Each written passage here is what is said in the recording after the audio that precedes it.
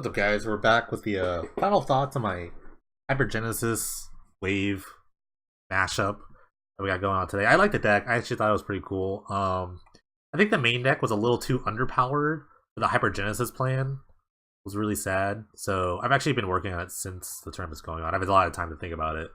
So the change here is I'm just going back to Master Sphinx. Oop, I should have just like out. I just cut up Blazing Archon, another Hellkite, so you still have a bunch of like turn 3 or 3-card packages and like Master Sphinx, Hellkite, and like Beldar Guardian, stuff like that. So it's pretty good. I still like the 4 clones because they go really well with the Guy's Revenge and the sideboard plan.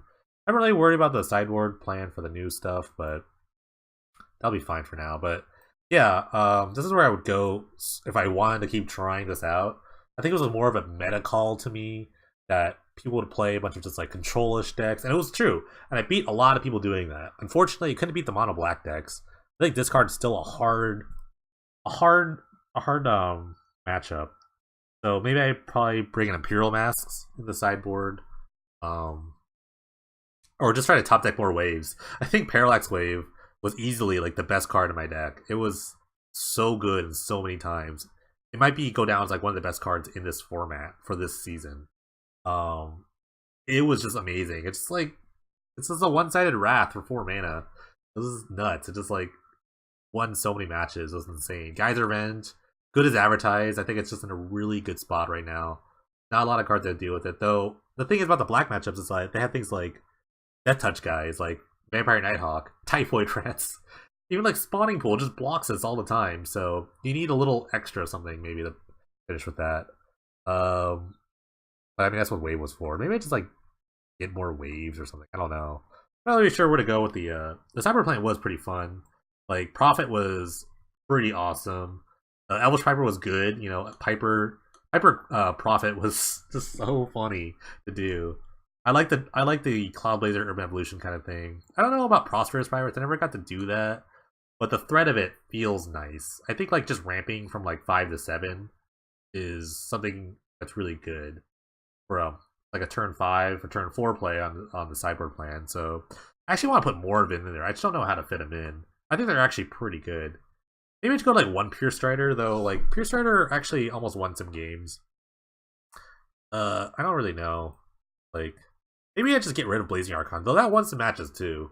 Like it's not that bad because like the new like with this kind of configuration, the new like sideboard plan is kind of like for if you want to just switch a full 15. Is pretty much easier. You take out all the Cascaders, you take out the Sphinxes, you take out the Hellkites, and that's it. You can keep the Archons in if you wanted to, which are not bad. They're just 9 mana.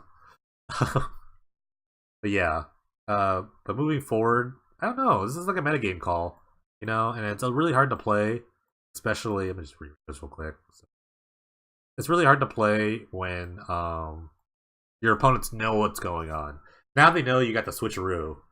And like, what do you do? Well, how do you beat it? Sometimes I don't know. I think even if people did know that was going to happen, maybe it's hard to beat because, especially now they've added Magic Strings back in the deck, or I want to add them back in the deck. It's hard to like kind of gauge which plan you want to fight against. You know, yeah, I think that's all I got to say. The deck was fun. You know, I lost to the eventual finals matches, but maybe moving forward, I will try to fix that mono black matchup. I think it's heavily on discard, but I think Imperial Mask might be just too slow anyway. I gotta figure that out. I think like just drawing more cards, like overpowering the discard is like just better. Maybe to add another evolution like that. I don't know. I have to think about it a little more. But thank you guys for watching. Really appreciate it. If you like what you see here, subscribe to the YouTube. You can follow Twitch too as well whenever I go live, which one day again. But I mean, I think the lesson to learn is if you want to play your deck, you have to adapt. This is just like one of those moves to try to adapt into the new era as the metagame progresses. But yeah, thanks guys for watching, and I'll catch you later.